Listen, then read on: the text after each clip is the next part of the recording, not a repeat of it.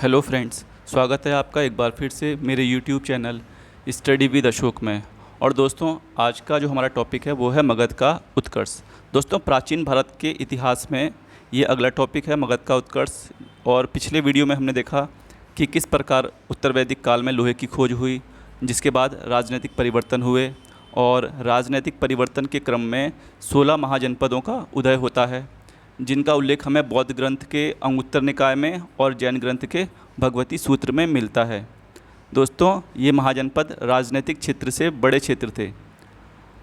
इसमें साम्राज्य के विस्तार को लेकर 16 महाजनपदों में राजनीतिक संघर्ष का दौर चलता है और सभी महाजनपद आगे बढ़ने का प्रयास कर रहे थे। परिणाम स्वरूप प्रमुख महाजनपद के रूप में मगध का उत्कर्ष होता है। दोस्तों, मगध की यदि सफलता के कारणों की बात करें तो इसकी सफलता के कोई एक नहीं, कई सारे कारण थे। इसका मुख्य कारण ये भी था कि इसकी भौगोलिक स्थिति।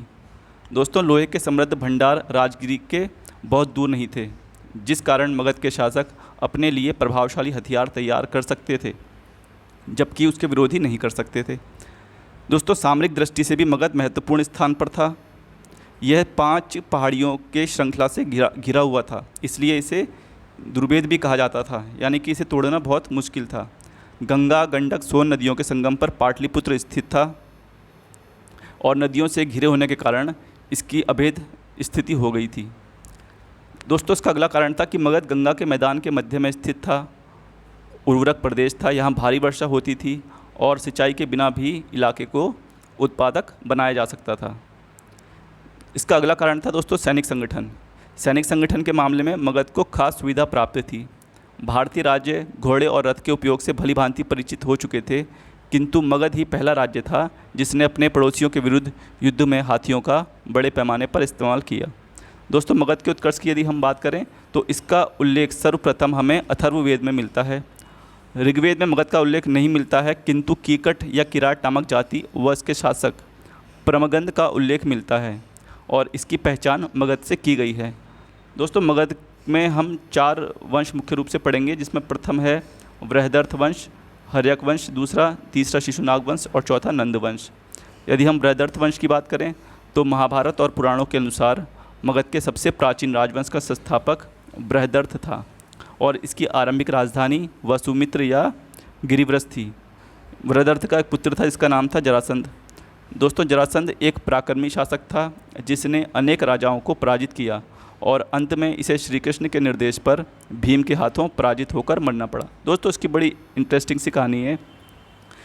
जब युधिष्ठिर का राज्याभिषेक हो रहा होता है तो उसके राज्याभिषेक से पहले राजसूय यज्ञ की तैयारियां चल रही होती हैं।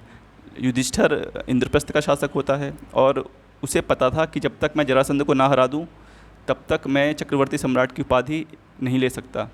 इसी क्रम में उसको ये रहता है कि मुझे जरासंध को पराजित करना है, लेकिन जरासंध को वरदान प्राप्त था कि ये युद्ध में कभी पराजित नहीं हो सकता था।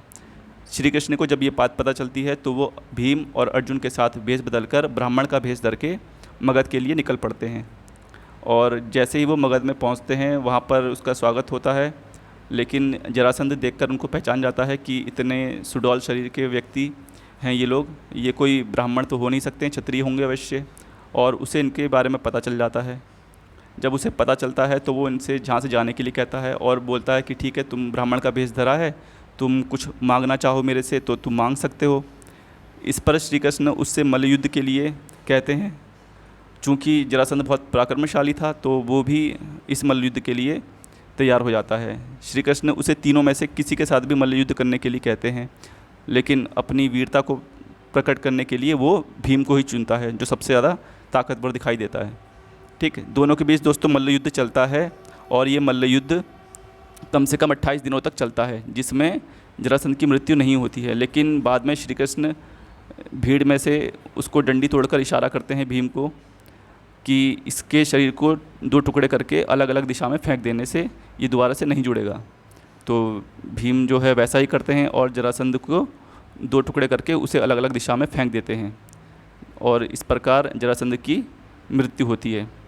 ठीक दोस्तों, इस वंश का अंतिम शासक होता है रिपुंजय। इसके बाद जो मुख्य वंश आएगा वो है हर्यक वंश और इसे हम पितृहंता वंश भी कहते हैं। पितृहंता वंश इसलिए कहते हैं क्योंकि इस वंश में जितने भी शासक होंगे वो अपने पिता को मारकर ही क्या बनेंगे, राज्य हासिल करेंगे। ठीक है।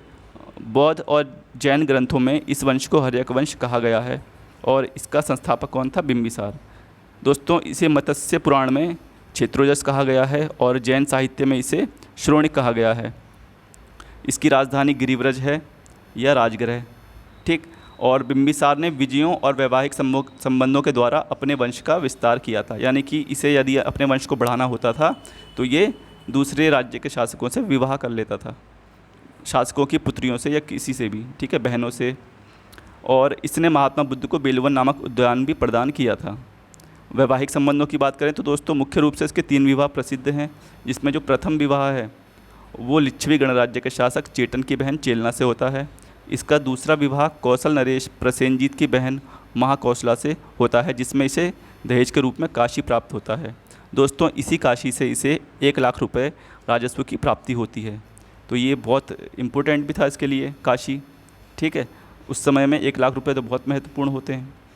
जो उसका तीसरा विवाह होता है वो मद्र देश यानी कि आधुनिक पंजाब की राजकुमारी क्षेमा से होता है। ठीक। और बिंबिसार ने अपने राज्यवैद्य जीवक को अवंती नरेश चंड प्रगोत की पीलिया नामक बीमारी को ठीक करने के लिए भेजा था, जिससे इनके क्या होते हैं, मैत्री संबंध स्थापित हुए। बिंबिसार ने अंग देश के शासक ब्रह्मदत्त को पराजित कर उसे अपने राज्य में मिला लिया था। बौद्ध तथा जैन दोनों मतों को मानता था ये, और इसके पुत्र अजातशत्रु ने इसकी हत्या कर दी थी। ठीक। दोस्तों इसी क्रम में अगला शासक आएगा अजातशत्रु, जिसका उपनाम है कुणिक। ठीक है। शासनकाल यदि हम देखें तो इसका 492 BC से 460 BC तक है। अजातशत्रु और प्रसेनजीत के बीच में युद्ध होता है। ठीक है। जिसमें प्रसेनजीत क्या होता है, हार जाता है, ये बंदी बना लिया जाता है, और ये कौशल का नरेश होता है ये। इसके बाद इनका समझौता होता है और इस समझौते के पश्चात ये अपनी पुत्री वजीरा का विवाह अजातशत्रु से कर देता है। इसने लिच्छवी की राजधानी वैशाली को जीतकर मगध में मिलाया और इसके शासनकाल के 8वें वर्ष में महात्मा बुद्ध को महापरिनिर्वाण की प्राप्ति होती है। दोस्तों इसने बुद्ध के अवशेषों पर राजगृह में स्तूप का निर्माण करवाया और पहली बौद्ध संगीति का आयोजन भी इसी के काल में हुआ था। इसकी भी हत्या इसका पुत्र कौन कर देगा, उदायीन कर देता है। ठीक है। और दोस्तों इसके जो शासन में सबसे ज़्यादा जो वैभव या गौरवशाली रहा वो अजातशत्रु के काल में ही रहा था। इसके शासन के प्रमुख अस्त्रों की यदि हम बात करें तो दोस्तों महाशिलाकंटक ये एक प्रकार का अपक्षेपी अस्त्र था, जिससे बड़े बड़े पत्थर शत्रुओं पर फेंके जाते थे। और ये रथमूसल था। ठीक है। ये अपने आप चलने वाला एक यंत्र था। इसका जो अगला शासक होगा वो है उदायीन।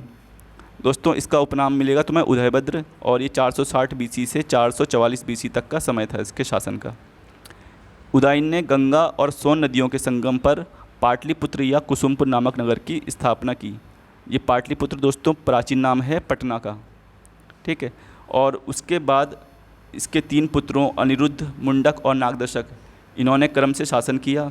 बाद में जनता ने इन पितृहंताओं को शासन से उतारकर शिशुनाग नामक एक योग्य अमात्य को राजा बनाया। इसी ने शिशुनाग वंश की नींव रखी। अगला है दोस्तों शिशुनाग वंश, और इसका समय है 412 से 344 BC तक। इसमें दोस्तों 3 शासक मुख्य रूप से पढ़ेंगे हम, शिशुनाग, कालाशोक और महानंदिन। इसमें पहला है शिशुनाग। ये इसका संस्थापक भी था इस वंश का, और इसने जो इसका सबसे प्रमुख कार्य था वो अवंती राज्य को जीतकर उसे मगध में मिलाया। इसकी राजधानी वैशाली थी। ठीक है। और इसका कुछ खास काम था नहीं।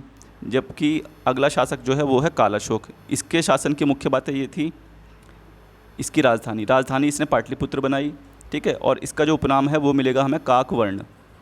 इसके बाद पाटलिपुत्र ही मगध की राजधानी रही, और इसके शासनकाल में ही वैशाली में दूसरी बौद्ध संगीति का आयोजन हुआ था, जिसमें बौद्ध धर्म 2 संप्रदायों में विभाजित हो जाता है, वो हम पहले पढ़ा चुके हैं। ठीक है। दोस्तों अगला है महानंदिन। इसका उपनाम है नंदीवर्धन, और महाबोधि वंश के अनुसार कालाशोक की हत्या के बाद उसके 10 पुत्रों ने 22 वर्षों तक शासन किया, जिसमें महानंदिन प्रमुख था। ये शिशुनाग वंश का अंतिम शासक था, और महापद्मनंद ने शिशुनाग वंश को समाप्त कर एक नए राजवंश की स्थापना की, जो नंद वंश के नाम से जाना गया। दोस्तों इसी कड़ी में हमारा जो अगला वंश आएगा वो आएगा नंद वंश। ठीक है। शासन के समय की यदि हम बात करें तो 344 बीसी से 323 बीसी तक इसका समय रहेगा। और इसका जो संस्थापक है वो महापद्मनंद था। नंदवंश में कुल 9 राजा हुए, इस कारण इसे नवनंद भी कहा जाता है। ठीक है। इसमें दोस्तों प्रथम है महापद्मनंद। पुराणों में महापद्मनंद को सर्वक्षत्रांतक या क्षत्रियों का नाश करने वाला कहा गया है तथा भार्गव यानी कि दूसरे परशुराम का अवतार कहा गया है। यह गैर क्षत्रिय शासकों में प्रथम था और सबसे शक्तिशाली, ठीक है, मगध का शासक था। इसने पहली बार कलिंग की विजय की तथा वहाँ एक नहर भी खुदवाई, जिसका उल्लेख हमें मिलेगा खारवेल के हाथी गुम्फा अभिलेख में। पुराणों में इसे एक छत्र व एक राट शासक कहा गया है। दोस्तों प्रथम शासक था जिसने एक राट की उपाधि प्राप्त की थी। और पाणिनि इसके क्या थे? मित्र थे। ठीक है, ये व्याकरण के बहुत बड़े ज्ञाता थे। इसी क्रम में अगला शासक आएगा घनानंद। यह होगा नंद वंश का अंतिम सम्राट। यह महापद्मनंद का पुत्र था और जनता पर अत्यधिक कर के कारण जनता इससे संतुष्ट नहीं थी, जिसका लाभ चंद्रगुप्त मौर्य ने उठाकर चाणक्य की सहायता से इसे मारकर मौर्य वंश की स्थापना की।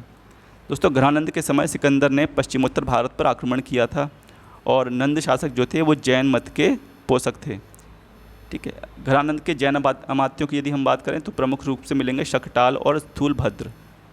ठीक है। प्रमुख विद्वान इसके शासन में हमें उपवर्ष, वररुचि और कात्यायन मिलेंगे। ठीक दोस्तों, ये था हमारा मगध का उत्कर्ष। इसके बाद जो हमारा अगला वीडियो आएगा वो हमारा आएगा मौर्य साम्राज्य स्टार्ट हो जाएगा। नहीं, इसके बाद हम पहले पढ़ेंगे विदेशी आक्रमण, क्योंकि सिकंदर का आक्रमण हो जाएगा। उससे पहले कौन सा शासक था? ठीक है, पहले ईरानी आए, फिर यूरोपियन आए। ठीक है, इसी क्रम में हमारा अगला वीडियो देखिएगा ज़रूर।